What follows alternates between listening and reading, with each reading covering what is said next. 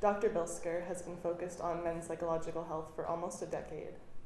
In 2010, he co-authored a report entitled A Roadmap to Men's Health, whose aims were, first, to engage men more fully with the healthcare system, second, to respond to male health needs more appropriately, and third, to contribute to the goal of eventually extending men's lifespan to match that of women's. Recently, he has been featured on CBC and in the Vancouver Sun for his insights into why 4 out of 5 fentanyl deaths are male. And we're very eager to have him share those insights today.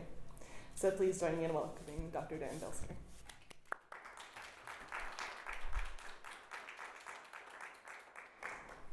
All right, I got my various controls lined up here. Okay.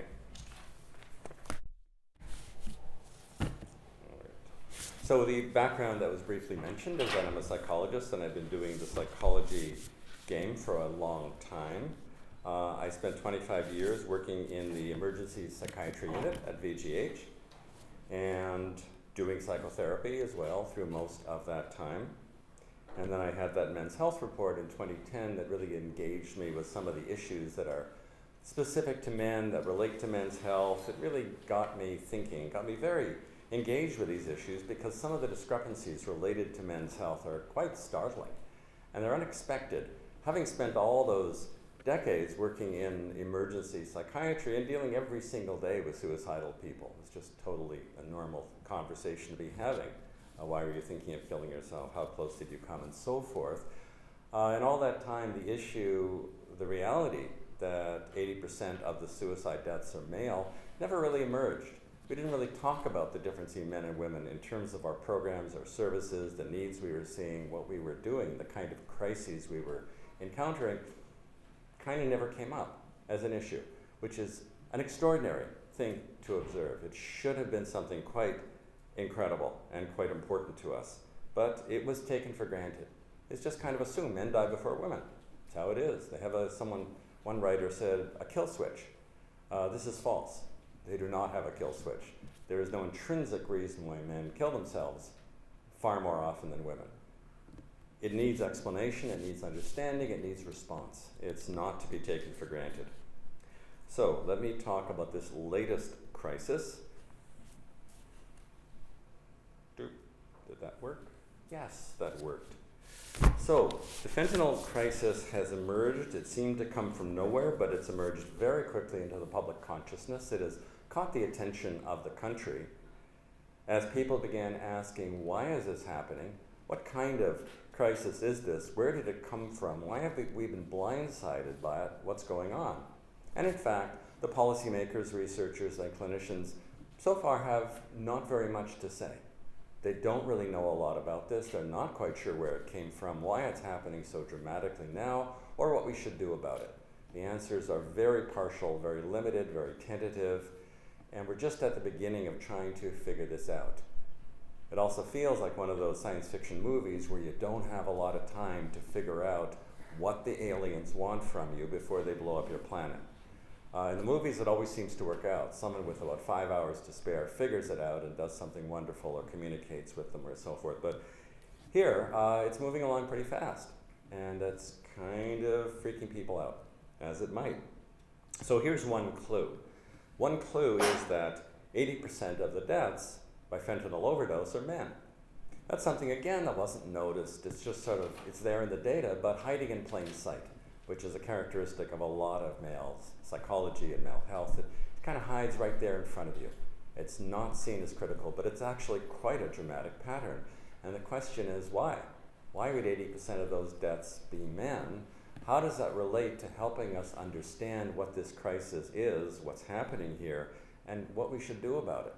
So the feeling is there's some kind of, this may be a clue, there's something here perhaps we can use to make sense of.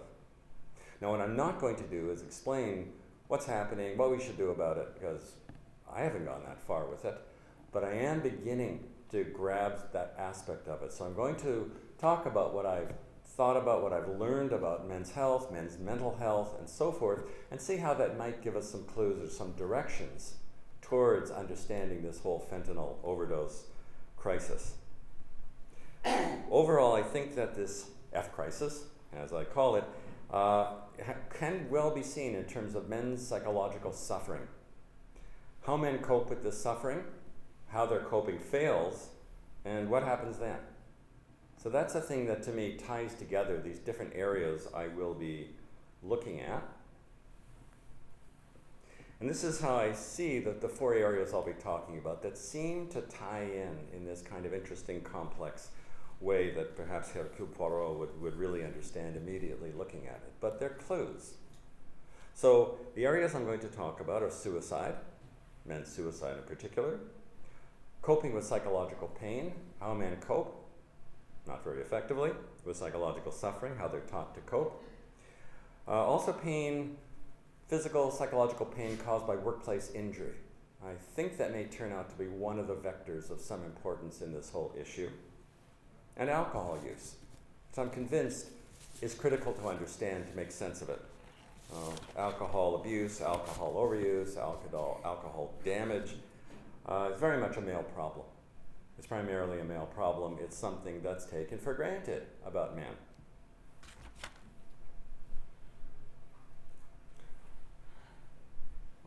Well, just one comment again. What connects those 4 areas in the fentanyl crisis to me, thinking about it as a mediating variable, a variable that falls between them all. And that's the concept of despair. It's not really talked about much anymore. It's not really used in the clinical literature. If anything, it's used as a common term for what technically we clinicians know as major depression. Well, major depression as a concept is not very satisfactory. Besides the fact that there's no physiological evidence to support its existence, which is something that the psychiatric system has managed to ignore for the last number of decades, there really is nothing physiologically different about people who have major depression and those who don't, at least that anybody has been able to measure. Quite apart from that, it's not a very satisfactory way of explaining what is going on when men are overwhelmed by pain, by suffering, by loss, and enter this state. Now, despair is a very interesting one because it gives you that sense that you now have someone for whom the world has little to offer, who are not hopeful, who are quite hopeless, who don't believe that they're going to be able to attain reward or life satisfaction in any of the usual ways, from relationships, from work. They get into this space of hopelessness, of darkness, of bleak pessimism, where the world just seems pretty empty, where anything that gives them a relief or an escape from that exquisitely painful state is going to look appealing, even if it doesn't to people outside of that state. As with major depression, I should point out that men have much lower rates of major depression than women, and men kill themselves 4 times as often. There's something missing, and I think that concept of despair is going to be pretty helpful in understanding it. So let's look at suicide first of all, as a very important area to understand. For a long time, researchers who observed the commonly evidence statistic that 80% of suicide deaths were men didn't make very much of it. There really wasn't a big literature about why this was happening, explanations, interventions based on this, really nothing like that. It simply was a fact. It was noted in passing and treated as somehow not very significant. Only in the last, I would say, decade has this finding been seen as a dramatic observation. I can't think of any other area of mental health where you could have that kind of discrepancy and not have it lead to a major concern and a very substantial program of research and a change to how you do clinical intervention. This one simply not seen as important. I find that bizarre. Looking at this graph for me was startling because what you see is that every age, as soon as suicide deaths, I should say, become noted, men are dying at much higher rates than women, all the way through. It's also kind of interesting, a fairly recent pattern that the male suicide deaths start rising 15 to 19, they keep rising, and they rise all the way to the mid-50s when it peaks. This is a mystery. No one at this point knows why the peak in male suicide deaths is now occurring in the mid-50s. That's just really unknown. That research has barely been done. Again, a very dramatic finding. Didn't used to be true. The peaks for male suicide deaths used to be in the 20s. There was another peak later on, the 70s. And you could sort of explain the later one as related to illness and suffering and pain and so forth. But why men in their mid-50s are killing themselves at this rate is a mystery. So just one more mystery to add to the things that haven't really been researched very intensely or very systematically. But the connection between the two, between the fentanyl overdose phenomenon and this suicide phenomenon, to me, is quite striking. Because I actually think there's rather a fine line between those two acts. Both of them are the acts of someone who's in despair, someone who doesn't see the world as offering any realistic hope, and really doesn't care if they live or die. In the suicide attempt, when men carry out suicide attempts, and women attempt suicide more often, men do it in a way that is much deadlier. Men do the suicide attempt in a way that is going to kill them. They'll use ropes and guns and things like that. Women will use pills that are highly unpredictable. It really does look, from what research has been done, like men are much more settled on their intention to die. They intend to leave. They're not expecting to be rescued. They're not making any kind of statement. They're not doing an experiment. They're intending to go. So something about that state that men get into that is quite striking. And I think there's an overlap between that and at least some of these fentanyl overdoses. When you have someone who's taking an overdose of fentanyl who's rescued and who does it again 2 days later, and is rescued and does it again 2 days later. This is a startling phenomenon. And it's a message of someone who says, I don't care. Right? I want this escape. I want this escape from my suffering, and I don't care if I die in the process. Quite willing to accept a very high likelihood that I'll die. And I'll do it again after you rescue me. That to me is a suicidal state. It's virtually an act of suicide. It's an act of such profound recklessness that it might as well be a suicide. So I think there's some connection. I call that the narrow corner. Someone in their life, through the trajectory of their life, has walked into this place, what I call this narrow corner, where there seems like nothing is going to be helpful, there's no other way out, there is only intense, unbearable suffering or escape. It could be through the fentanyl, it could be through suicide. One of the ways of understanding suicide that we used in talking with people who are suicidal is what's called the 3 I's. The 3 I's are the state way of characterizing the state someone will be in when they're willing to consider seriously killing themselves. The 3 I's are reflecting the fact that your life situation feels intolerable. The amount of suffering in your life just seems unbearable. Could be emotional pain, physical pain. It feels interminable. It's experienced by that person as going on forever. It's always going to be like this. I see nothing that will deviate it. This intolerable pain is going to keep lasting and lasting. And also it's inescapable. Nothing I've tried to do has been effective, has got me out of this. Nothing I can do is going to be helpful. When any one of us in our lives should experience that state, the 3 I's, we will think about suicide pretty seriously. And the data say that a surprisingly high proportion of the population at some point in their lives do seriously consider suicide. So it's not an act that is thought about only by 0.5% or 1% of the population. It's actually much more. It's more like 30% of the population at some point. It could be when you're pretty old and you're very ill and you're suffering. You're going to give some serious thought to this. So suicidality, that state, that kind of hopelessness, I think, may help us to see what space someone might be in, that fentanyl and dying from it seems okay.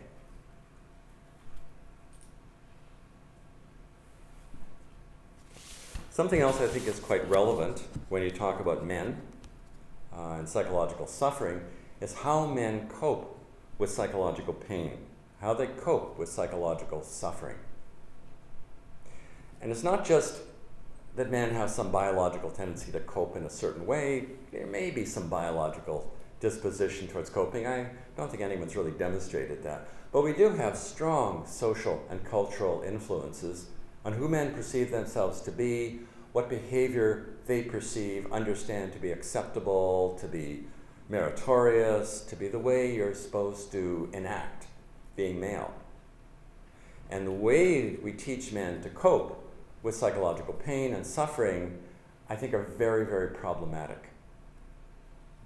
I was at a military health conference a couple of months ago, and I was listening to a guy there in uniform. This is about military mental health. That was the focus of the conference. And his comment was, he said, look, he said, when I'm on the battlefield, I'm a mobile weapons system. So it's his way of describing himself. Essentially describing himself as a machine.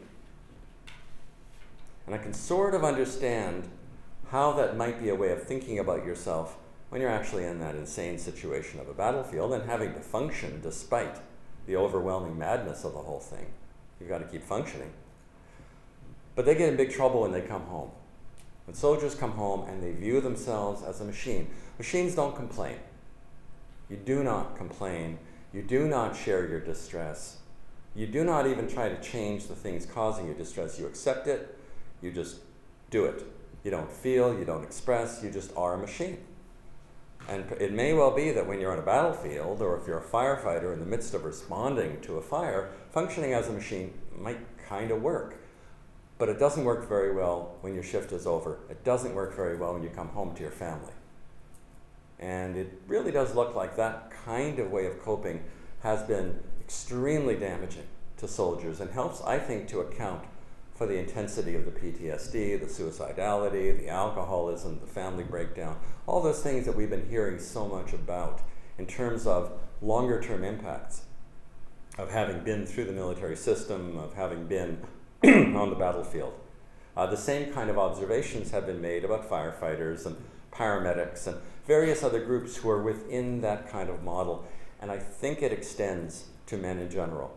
The sense of, as it was expressed to me by a firefighter who was talking about having done 2 shifts and being exhausted, and the comment was, you suck it up.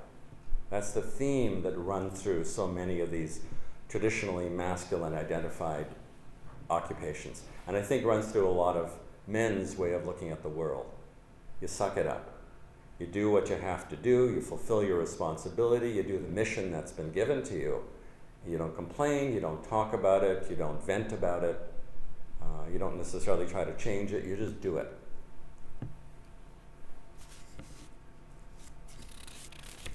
What's interesting is that when the military decided they were going to enhance the resilience of their soldiers, they were going to build their psychological resilience, and the Americans invested $20 million in this and got a prominent psychologist to design it. The Canadian military adopted it with great gusto.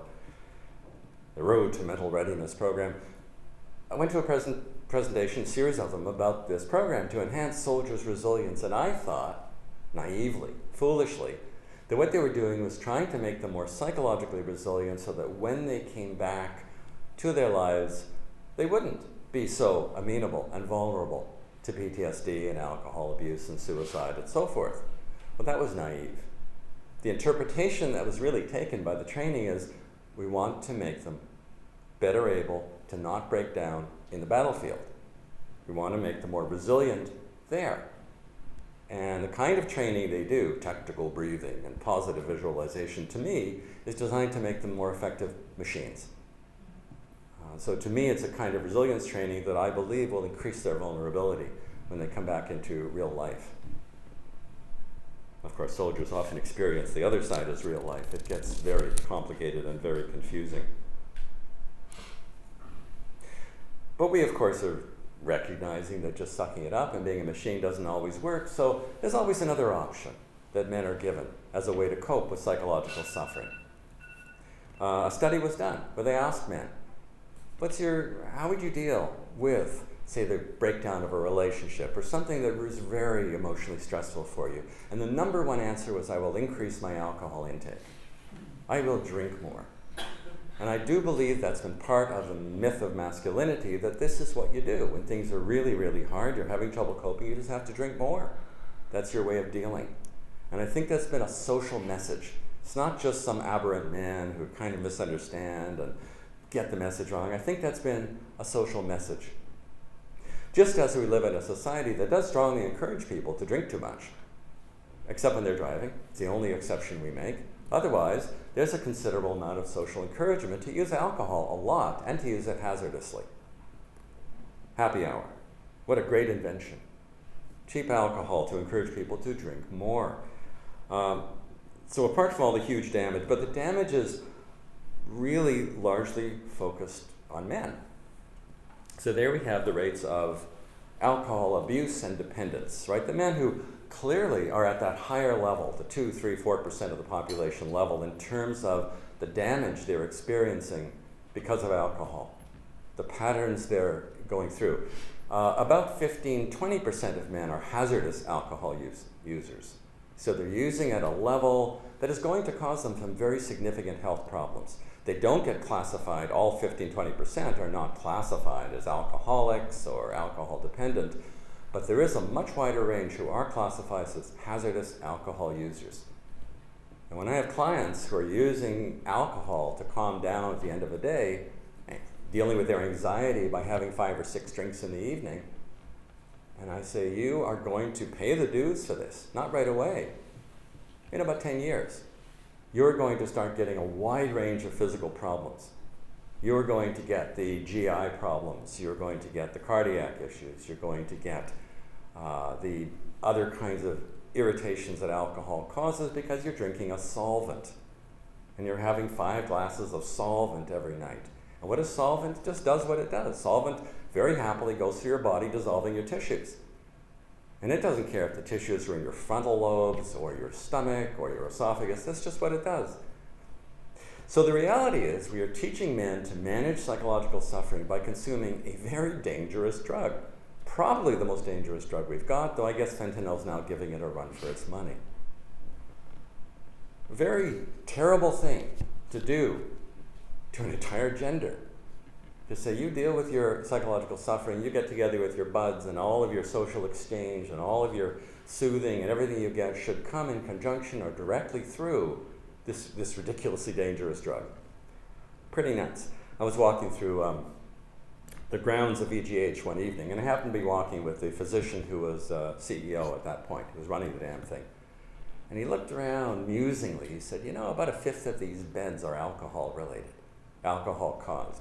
He says, there's the GI unit, about half those people with the gut problems. That's alcohol. He says, there's the motor vehicle accident trauma victims. That's largely alcohol related. And there's the dementia unit. And of course, we got lots of those guys have had their brains dissolved by alcohol. And he just looked around the hospital, pointing out all the places. So this is that other message to men. Here's a way to cope. Really bad idea. But in terms of the fentanyl use problem, alcohol then is the perfect gateway drug. Socially accepted, encouraged in overuse, etc. It sends a message that risky substance use is a way to cope with your pain and your suffering. It opens up the door to that. I used to talk about other things as gateway drugs, and the research that supported alcohol abuse is a gateway drug in the research to fentanyl addiction and dependence. So I don't think we can even talk about the problem of fentanyl overuse or misuse without looking at alcohol as well. I think they're closely linked.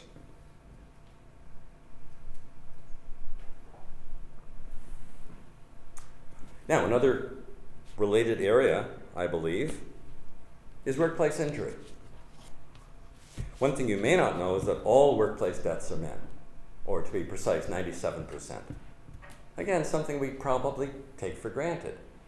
And sometimes you'll hear this talked about as though men were big risk takers, and that's why, if they were just cautious and careful like women, this wouldn't be happening. And that's obviously not true in the data. The reality is, in our society, we assign men to the dangerous jobs. They get hired into them, they're expected to do them, men expect themselves to do these dangerous jobs, they believe it's part of what they have to do. It's part of their responsibility, it's part of what they do that's honorable. These are things they're expected to do. So essentially all deaths in the workplace are men. Again, not talked about a lot. Should be quite striking. It's quite intriguing. What does this mean?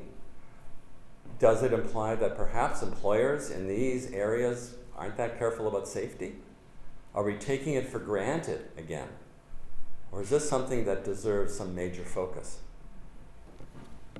But one of those results, and this shows that 70% of severe injuries in the workplace are men, one of those potential results is that a certain proportion of those men develop a pain syndrome. And in one research project, I walked through some workers' compensation data, walked through some of their files, looked at the sequence of events. And you'd often get a man who had some kind of injury, rarely severe, who developed a pain syndrome consequent to that, who was treated with opioids, which is an increasing tendency in healthcare, who became addicted. We now see another line of connection to the fentanyl overdose problem. And the question that raised for me is, when we talk about someone who has died of a fentanyl overdose, who do we see in our minds? Do we see a junkie, an addict, a thrill seeker? Do we see a stereotype? Do we see a caricature?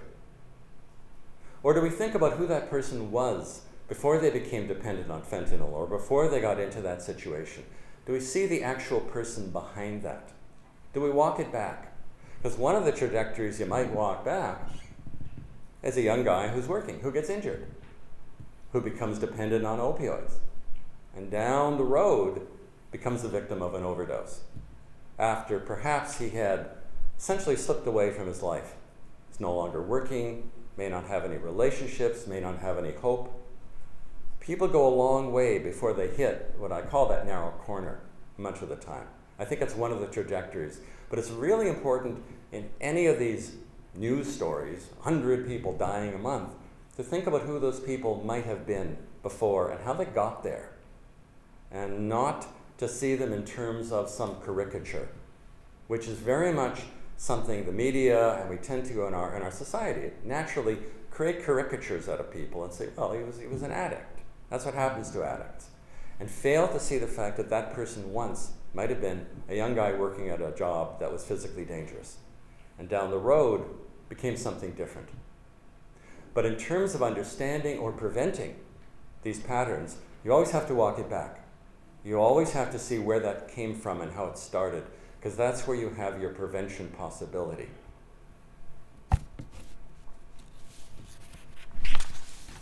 I'm going to talk a bit about how we caricature and stereotype men, because I think that's relevant.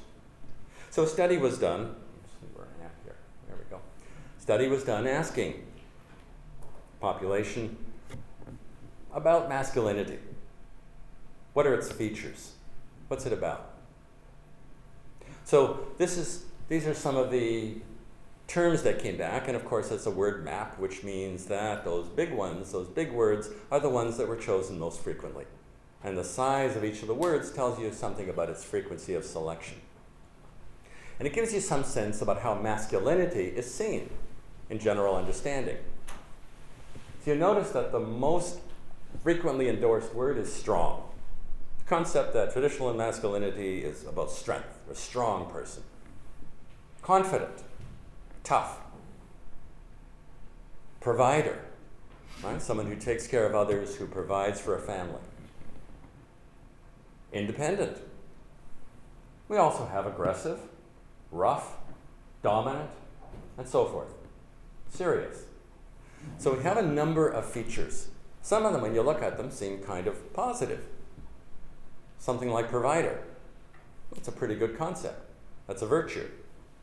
Some of them, less so. Aggressive, well, not really something you encourage. Violent, not great. Fortunately, one of the less often chosen words. So it's a mixture of qualities. Some of them are commendable and meritorious, some of them not so much, some of them seem like ones you wouldn't want to encourage. So there we have an overview of how people see masculinity. And then the researchers got hold of that concept and they said, let's do some research on masculinity. Part of the gender studies kind of research tradition, the paradigm. So the definitive way of looking at traditional masculinity in research is what's called hegemonic masculinity. That has a couple of meanings. One of them is hegemonic, meaning that in society men are the rulers, are the dominant ones. They're oppressive, etc. But the other meaning is that it's the hegemonic form of masculinity. This form of masculinity I'm going to describe is either what, at one point they thought, well, most men are that way. They thought, well, maybe they aren't, but most men really want to be that way. It's hegemonic, it's dominant in that way. It's how men think they really want to be. So they made up a questionnaire to capture this quality of masculinity that all men, of course, admire and want to be. So let's see how men want to be. These are the scales, some of the scales. They're all kind of like this. Men believe in winning. Okay, an example, winning isn't everything, it's the only thing.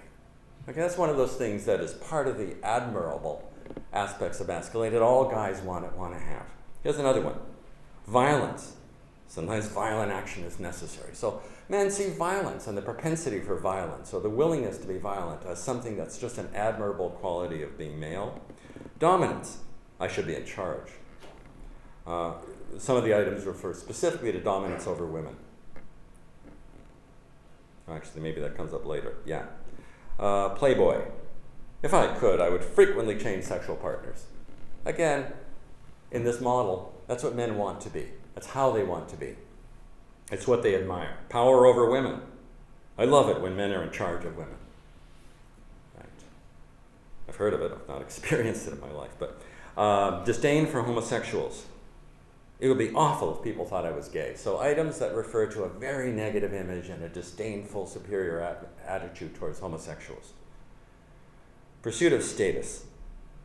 I would hate to be important. Reverse scoring. So an item that says, I really need to be important. I really want to be important. I want to be powerful and high status, and that really matters. Emotional control. I don't like to talk about my feelings. So a number of characteristics were chosen as key to masculinity, but very selectively. You notice that some of the things we noted up there, like provider, providing for your family, things like responsibility, things like being honorable, are dropped out of this test. It's a very negatively skewed test in terms of a perception of masculinity. I should point out, even in their own validation trials, most men rejected these attitudes, even though they said that, anyway, these are the characteristics. This is very problematic because what you're looking at here is a caricature of who men are. And I think that's very dangerous. It's a negative stereotype, it's a negative fantasy of how most men are. There are definitely going to be some men who are like that. I think it's a very small part of the male population. I'm not going to just use the fact that I've not met these people because I'm of a particular social and cultural, economic class, etc. So I see a certain kind of men. But I've met a lot of men in therapy, and this is not, these attitudes are not that common, and they certainly are not widely admired. It's a caricature, and it actually makes it harder to see who men are. It's harder to see the variety in who men are, the range, the heterogeneity of masculinity. It's hard to engage with real men when you have this kind of caricature in front of them. An awful lot of research has been based on this scale and this approach. I think it's very misguided. And one of the things it does is make it very hard to engage actual men in a dialogue about who they are, how they cope, what the role is of drugs or substances in their life, what the role is of aggression or violence in their life, because when you have situations where men are being too aggressive and too violent, you want to change that behavior. And as a psychologist, I know that you don't change a behavior by starting with the position that you're horrible. You're an awful person. Okay, if they've done a crime, you put them in jail. Fair enough. But if you want to engage any section of society, any group, in a dialogue that is going to change them, you don't start with a caricature. And that's what this does to me. It makes, I believe, the whole task of addressing problematic expressions or forms of masculinity, it makes it much more difficult. It also gets into the blaming the victim thing in some situations as well. Not really the way to go. I think we can do so much better in researching and understand and addressing and reaching out to male psychology, to men, to masculinity. There's also this paradox of masculine strength. Having high risk acceptance and being indifferent to physical distress, which can become forms of honor for men, can also become a form of weakness. If it's manifest in poor eating, characteristic of men, again, one of the keys to why they die before women, men on average have tended to eat rather badly. Unhealthy weight.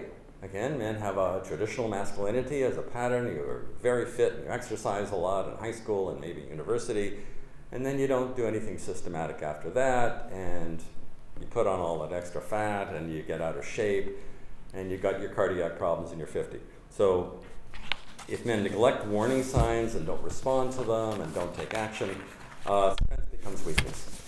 That's the kind of thing that can be addressed, I think is starting to be addressed, in changing the way men perceive their own health and their role in maintaining it and what they need to do. And I certainly have that with some of my clients in psychotherapy who may have gotten to their 50s and they've just completely lost the fitness they had when they were younger.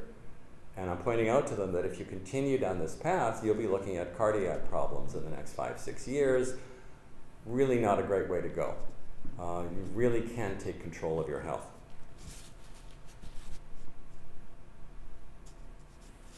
Another aspect of the fentanyl overdose crisis that's ironic with regard to male identity is that first responders are the people who are directly encountering the fentanyl overdose phenomenon, the people who are carrying those resuscitation kits in naltrexone, who are administering those, and they're in big trouble psychologically. A number of these first responders are finding this extremely distressing and extremely traumatic in certain situations.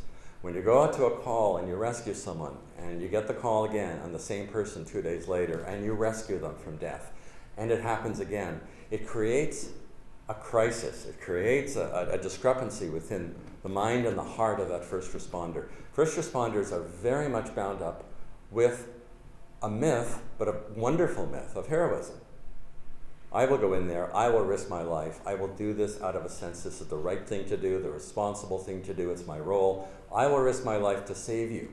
If you've been in a fire, an accident, heart attack, whatever's going on, I will do whatever is necessary to rescue you as much as I can. It's hard enough on them when it doesn't work, when they lose someone. It's very upsetting, very hurtful to them. Of course, they can't show it, they have to, quote, suck it up. But when they rescue someone and rescue them again, there's a sense of hopelessness that arises even in the first responder. They're not going to be able to rescue this person, they feel. They're going to do it again. It creates all kinds of problems and conflict. So there's a strange aspect that a feature of masculine identity that may lead someone into an overdose can also be highly disruptive and dangerous for the person, the man who comes to rescue them. So we have this other kind of irony, and now we have systems trying to understand how can we support first responders? How do we keep our first responders psychologically safe dealing with this crisis? It's a kind of radiating out impact of this problem. Now my timer has, of course, switched off, so I have no idea. I better find out where I am. Okay, good. So this is getting kind of gloomy. That's a problem with talking about subjects like this. It's kind of hard to talk about them, not have them seem kind of discouraging.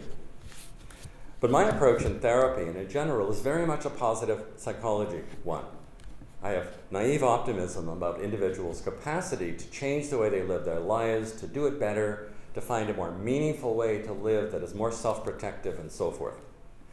So let me apply it here, even when it seems pretty gloomy. Let's look at what prevention might look like. Now, in particular, what research might look like, because we need a whole bunch of research right now. Sometimes it's easy to forget what research is for, why we invented this crazy concept of research. We just assume it's what researchers do, it's what the Canadian Institute for Health Research funds, that it all goes on for some reason, according to some priorities somebody set somewhere in Ottawa. We start doing research when we have a significant social problem and we don't know what to do about it. We don't understand it, we don't really know where to start. There are always people ready to start doing things about a problem without knowledge. Donald Trump being the lovely example, right? He's ready to take 100 actions without a shred of knowledge. He doesn't see the point of knowledge. He doesn't know what it's for. He doesn't understand it. He can't imagine what research is for. Hasn't got a clue.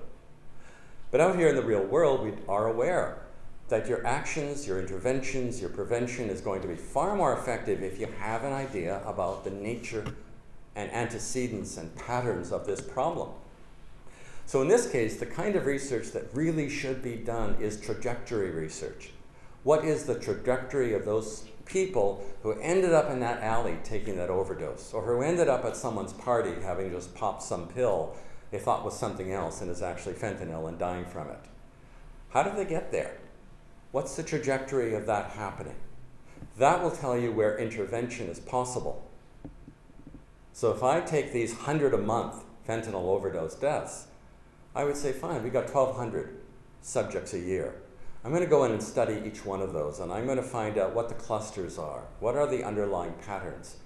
Maybe 15% of them were workers who've been injured and became opioid addicted. That tells me something about what prevention might look like.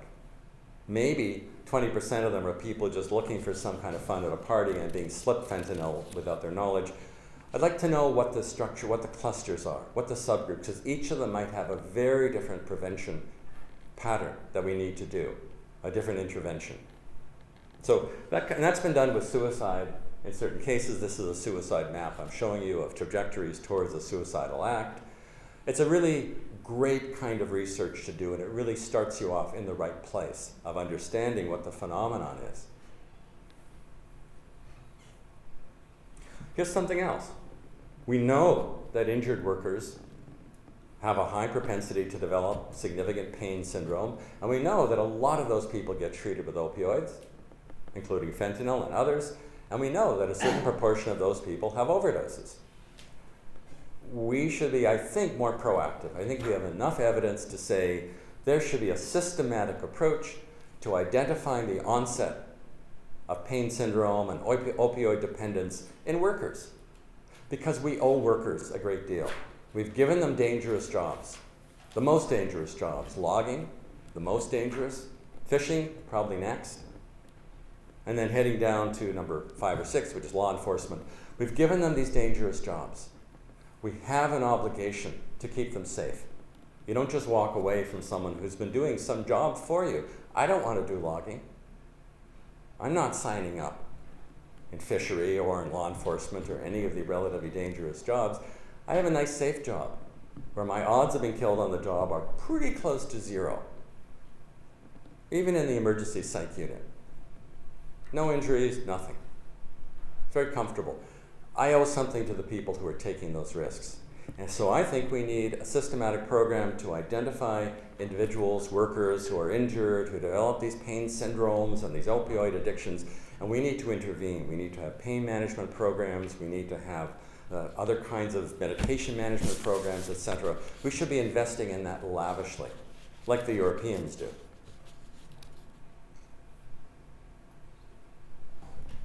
Now here's something else that's a pet campaign of mine. Something I realized a number of years ago working in the psych emergency is that people would come in and they'd be suicidal, even have attempted suicide perhaps, and I would say, well, what do you know about depression? Because say they were suffering from depression, and they'd say it's chemical imbalance of the brain. I'd say, well, we know a lot more than that. And I would give them a little canned explanation with diagrams of what we knew about depression, how it relates to cognition and behavior and so forth, and the fact that cognitive behavior therapy is as effective as any medication, and it doesn't have any side effects, and there's no withdrawal problem. So I would go through this little spiel with them to flesh out what they knew. And at some point I thought, you really shouldn't have to be suicidal to get my little explanation, my little lecture. At some point I had funding from the Ministry of Health to do some work, and I said, I'm going to do it part of this. I'm going to develop a self-care guide, and I'm going to put in this guide in very clear, understandable language everything we know about management of depression from a non-pharmacological point of view. And I'm going to call it the Antidepressant Skills Workbook to distinguish it from antidepressant pills that they know all about. So I did produce that, and I got funding to make it kind of cool and work with an artist and a graphic designer and so forth, and put it up for free on an SFU website we have. Because I thought free, that really reduces one of those barriers to people getting this. Subsequently, I had funding to develop other workbooks, a bit off the topic, but there are workbooks there on antidepressant skills at work. There's a workbook for adolescents called Dealing with Depression. There's one for people with chronic health problems. There's an audiobook version. We have this one in English and French and Farsi and Vietnamese and Chinese and Punjabi, all for free download. So there's an extensive set of tools for free download. So this has been something I've done over the last 10 years or so. Very, very pleased, very proud of how this has turned out, because we've got about 500,000 downloads. 500,000 people have downloaded these books. But these are psychological coping skills everybody should know. You may already know them without ever naming them. But they will tend to distinguish people who are reasonably content and satisfied in their life and deal with crises and setbacks well from those who are far more vulnerable and less psychologically safe. Most of these downloads, more of them are coming from women, just as more women come for treatment or help or depression workshops or anything like that. And I think we need to systematically reach out to men and teach them these skills, because these are psychological safety skills all men should have. They're ways of dealing with psychological suffering that are far more effective than becoming a machine or drinking heavily. Some of this work about reaching out to men has been done by a psychologist I heard present in Glasgow. Very traditionally masculine kind of society he's talking about, where men die at like 57 on average. So that couldn't get much more masculine than that. And they would hold these community workshops. And he said, to get the men in, we had to say this is not therapy. We had to take it out of the whole clinical context, forget that language, and say this is skills training. We are offering you skills training. And then 50% of these people attending these evening workshops were men. So they actually had to systematically and strategically reach out to men. And I think we should be doing that on a social level. It's bigger than the fentanyl overdose crisis, but I think it's broadly relevant and potentially very powerful. Now this is the very controversial slide that just ignore that I put this up, because it's way too controversial. But in Colorado and Washington, when they legalized cannabis, one of the findings was that young men dying in motor vehicle accidents fell by 15%. Young men's suicide also fell by about 15%. Because alcohol is the great enabler of dangerous behavior. Young men get drunk, go driving, die. Young men who are depressed, things aren't working well, they get drunk, they kill themselves. It's the enabler. It disinhibits. It's a very dangerous drug. What happened in these states was young men began substituting, drinking less, using more cannabis. Cannabis does not tend to disinhibit or enable risky behavior. It's a relatively far safer drug. So one of my scenarios is that men will drink less and use more cannabis. It'd be a much safer world if they did. That's a controversial one. Thank you.